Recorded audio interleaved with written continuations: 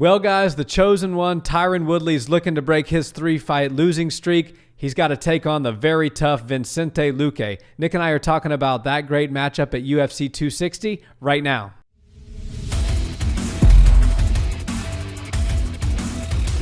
What's up, Barnhill family? Welcome back to the channel. Yo, yo. So, Nick, we got the chosen one, Tyron Woodley. He's about to celebrate his 39th birthday in a couple of weeks. Great champion of the 170 division. For sure. Fallen on some hard times here. He's on a 3-fight losing streak, including a pretty rough beating up that took place between him and Colby Covington in his last fight.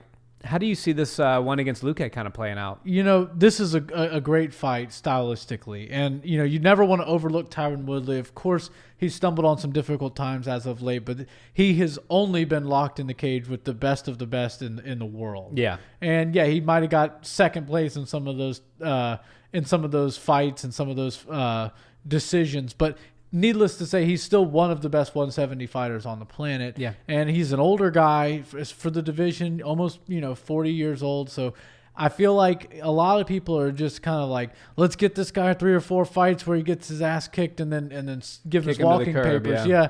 And it kind of feels weird doing that to a former champ. And I know that he was never the UFC's favorite champion, and he didn't really do things to propel himself in the right direction. But he is still one of the best 170ers that the UFC's ever had. He's super dominant. When he was at the top, he seemed invincible. He seemed unstoppable. So I'm very excited to see him fight. I always enjoy watching him fight, and it's weird to see him lower and lower on these cards, on these fight nights every time. And Vicente Luque, this could be a great opportunity for him to beat a former champion. And Vicente's looked really good. You know, aside from losing to Wonder Boy, he's kind of looked invincible as of late. Yeah, well, that Wonder Boy loss is what made him 8-1 in his last 9. Other than that, he's perfect in his last 9. Stud. He's 29 years old. He's never been knocked out. I mean, he's got 11 KOs to 19 wins. This guy is coming into his prime in a major way. Yeah. He is the heavy favorite, minus 255 to plus 215 for Woodley. As we said, Woodley is on a 3-fight skid, but as you so correctly pointed out, those 3 fights, I mean, you're talking about his last loss was to Colby Covington. Yeah. You know what I mean? It's like Kamaru Usman, Colby Covington. He's only been fighting the best of the best for the last, let's say, 7 years. Yeah. So I think that Tyron Woodley, while I do think that the things are lining up for Vicente to kind of win this fight and continue to make his progress up the ranks of 170, we can't discount or count out the 39-year-old Woodley just yet. No. I think he's still got a lot of fight in him. They say when a fighter gets older, his speed tends to go first, but the power is always what stays. Yeah. That's why you've always got the puncher's chance. Well, one thing we know about Woodley is he's got some tremendous power. Yeah, and I don't think he needed you could probably take half of his power away. He still has enough to shut the lights out on anybody. Such an explosive fighter. When I think of explosive fighters, there's a couple people that come to mind. Tyron Woodley, Robert Whitaker, those types of guys. And he kind of leads the pack as far as that goes. His bursts towards you and the way he can throw strikes, it reminds me very much of like what Vitor Belfort used to do back when nobody had ever seen anything like that. He'd kind of sprint at his opponent and throw punches with the opposite, running and stepping with, the right leg and then throwing the left and then stepping in opposite way. Yeah. It's something that you don't typically It's like a see. Technical bum rush. Yeah, and it's something that you don't generally see. You go to a boxing gym in your first day, they're going to tell you to move forward with your jab and whatever hand you jab with, make sure that foot's going in the same direction. A lot of people have taken techniques over the years and kind of flipped them on their head and realized that the body and the mechanics worked a certain way, and you can change them up and make them work for your style. Tyron Woodley's kind of been a master at that, and I just feel like this is a great thing where you've got a guy who's a technical master. Vicente Luque has looked so good. I mean, it just shows the level that Stephen Wonderboy Thompson's at, because, Wonderboy made him look like he was getting outclassed, but Vicente Luque usually outclasses all of his opponents on the striking. And, he can usually look pretty perfect in a 15-minute fight. And 25 minutes a little bit tougher, but 15 minutes he can usually give you a pretty masterful performance. Tyron Woodley, you got to be perfect the whole way through, or he'll shut the lights out on you. And Tyron he's one of those guys where if he has the confidence and he's not gun shy, like we've seen him in recent fights, he will find your chin. He will find you. And then once he does catch you, all it takes is one or two. You're on the ground, and then he's ground and pounding you, and the ref is generally stepping in. Yeah, and that's what makes Tyron always dangerous, regardless of age and regardless of the past few performances. He's got that power that's the great equalizer. You know, we talk about Francis having it when we talk about the Stipe fight, but at 170, you know, some of the most vicious KOs and ground and pound situations have come at the hands of Tyron Woodley. So I do think he still has that in him. But you hit the nail on the head when you said that Luque is just a technician. He's very good everywhere. He's got a great frame for 170. He's well conditioned. His striking is good. His footwork is good. His takedowns are good. His takedown defense is good. He's good on the ground. He's one of these next gen fighters that are just good everywhere. They're true all around mixed martial artists, and they truly quote unquote mix the martial arts every time they get into the cage. Yeah, and you go ask the 170ers on the roster of the UFC who like some of the best technical fighters in their division is, and even if you go down to the Kamaru Usman, he's going to say a few down the line, Vicente Luque is right there. He's one of these guys that's just slowly but surely making his way towards the top of the division.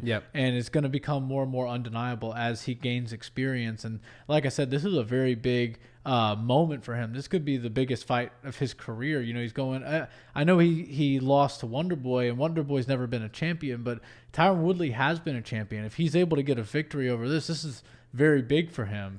And you know, Woodley, I'm sorry, not Wonderboy. Woodley could certainly do what I assume he should be doing in all of his fights. You know, he's on a 3-fight losing skid. I feel like he has the ability to take down and hold and win rounds against everybody in the division besides maybe Colby Covington and Kamaru Usman, maybe Gilbert Burns too.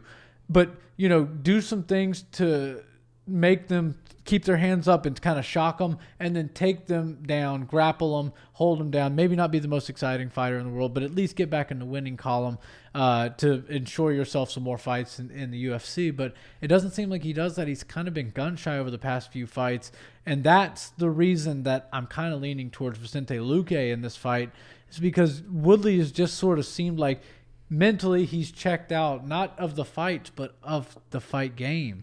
And it seems like maybe he is just looking to fight out his contract and set off into some new venture in his life. And if he is, then great for him. But I just feel like there's so much talent left in him and so much potential still. And he could be one of those gatekeepers at 170 that almost nobody can get by.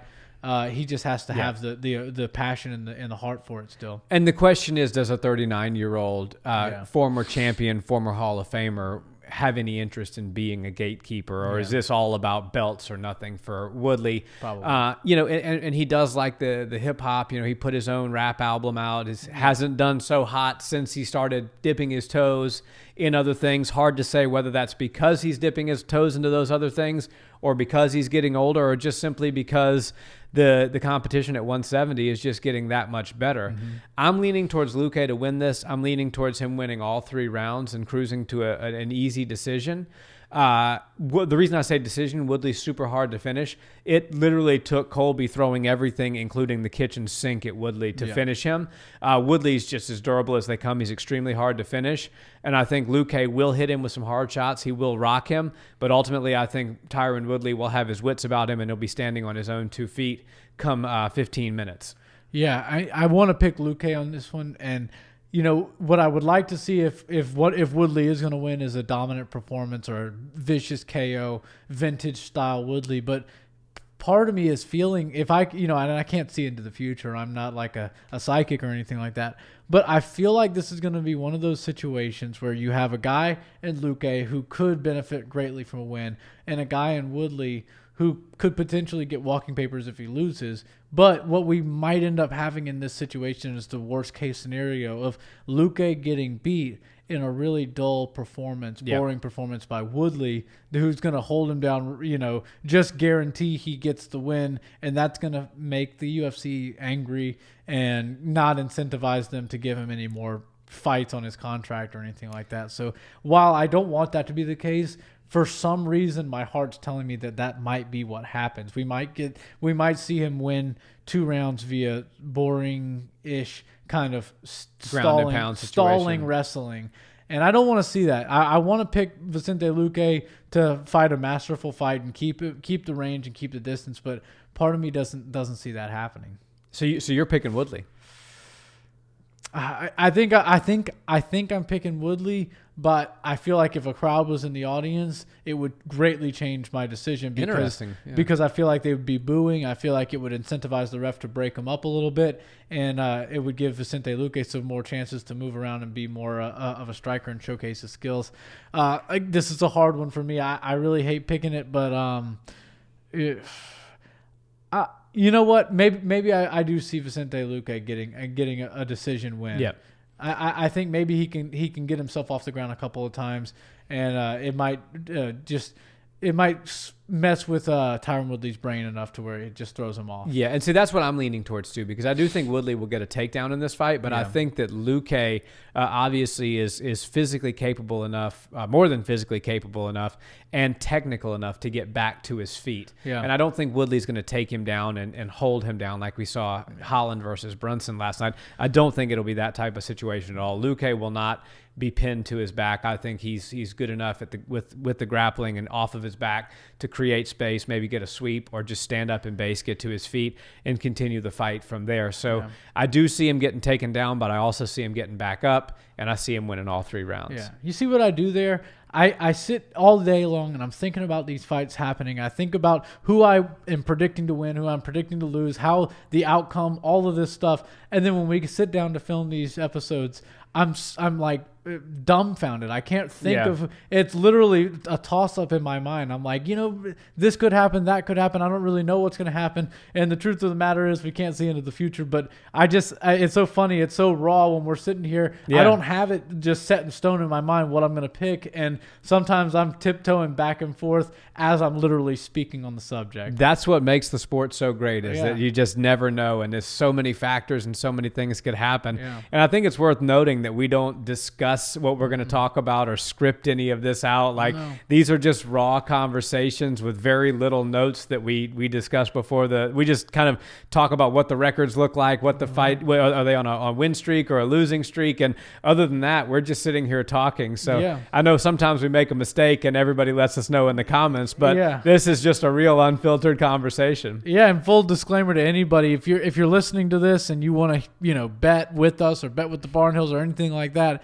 when you hear us speak with like a lot of confidence on a fighter or a fight or something we really feel confident about, then you can go with one of those fights. But when you have me flip-flopping back and forth between the 2 fighters, definitely just sit that bet out because I don't know. You probably don't know. None of us know. Yeah. And the MMA gods don't even know what's going to happen in these situations. So it's best to just stay away from those fights. Yeah, I'm telling you, this is one of them. And so was the Sean O'Malley-Thomas Almeida fight, the other video that we cut this evening. And so those are fights where it's like, man, I really just don't know how this is going to go. I can give my best guess, but that's about it. All I know is as a fan, we're going to be in for some treats come next Saturday. That's right.